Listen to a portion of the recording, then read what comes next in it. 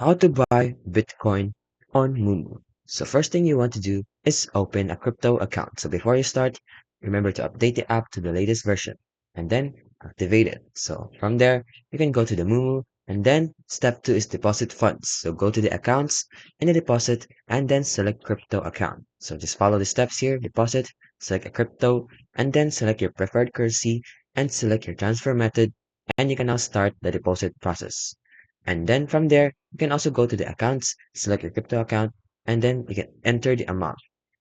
And now you can start trading. So technically, to buy Bitcoin or crypto, you have to have crypto first. So you can start trading that for the crypto itself. So that's how you can basically buy crypto or Bitcoin.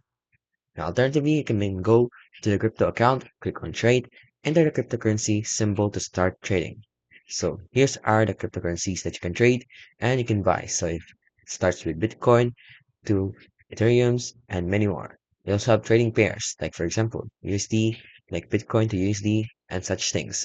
And in trading hours, make sure to trade these hours or buy in these hours because it's available 7 days a week, 20 hours a day and in Singaporean time. And that's how you can basically buy or trade crypto on Moomoo.